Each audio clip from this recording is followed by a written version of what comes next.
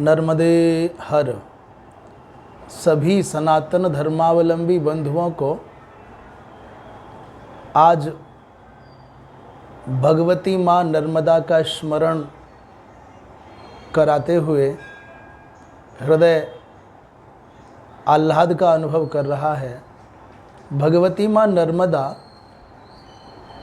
इस भारतवर्ष की सनातन संस्कृति की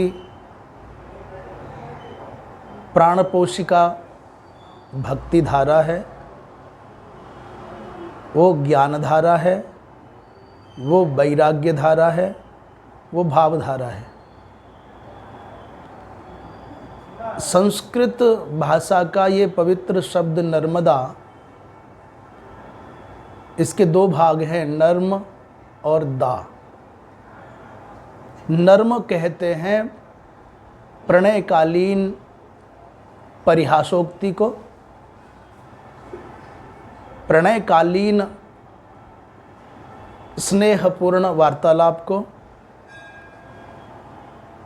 नर्म कहते हैं सुख को, उल्लास को। तो यदि कोई सांसारिक कामनाओं से अभिभूत मानस वाले साधक हैं तो उनके लिए नर्म अर्थात सुखम, दा माने ददातीति नर्मदा, जो सांसारिक अभिलाषाओं को पूर्ण करने वाली शक्ति है उनको नर्मदा कहा जाता है। नर्म कहते हैं परिहासोक्ति को, प्रणय कालीन वार्तालाप को।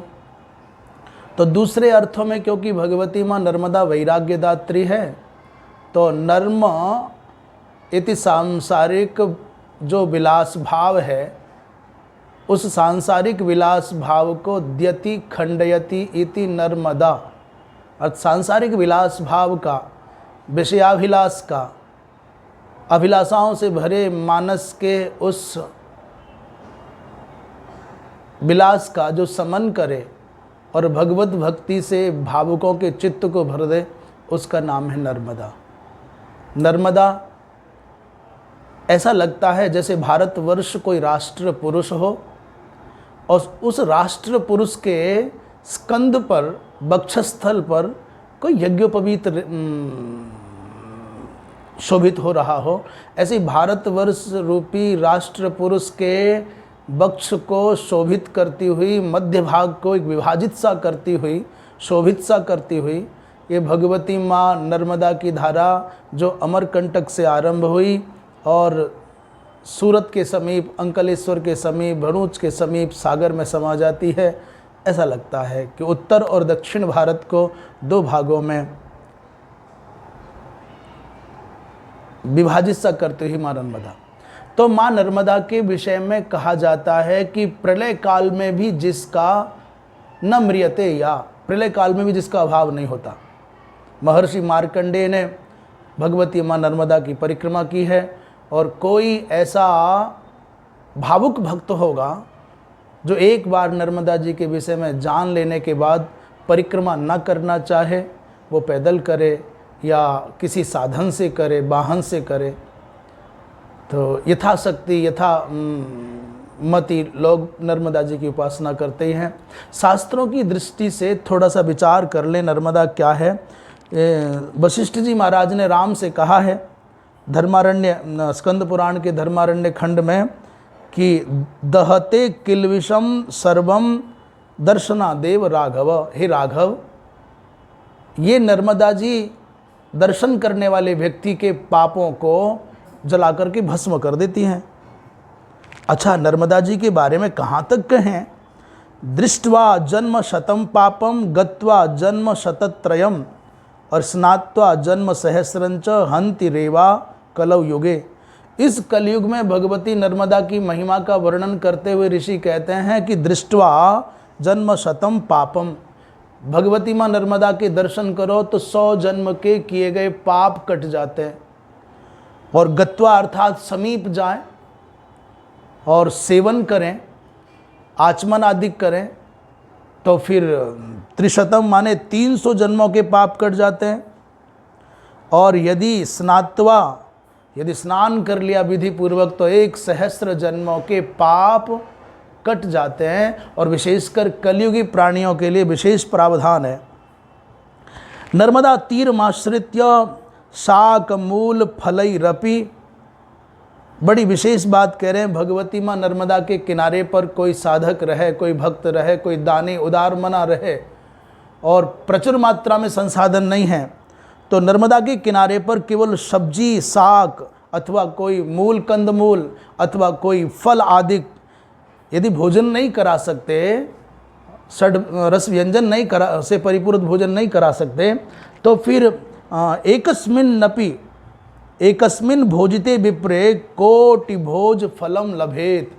एक सदाचारी ब्राह्मण को आपने केवल कंदमूल फलादिक भी खिला दिया तो समझ लीजिए आपने करोड़ों करोड़ों विप्रों को भोजन कराने का लाभ प्राप्त कर लिया। ये महिमा है नर्मदा के किनारे अन्नदान की।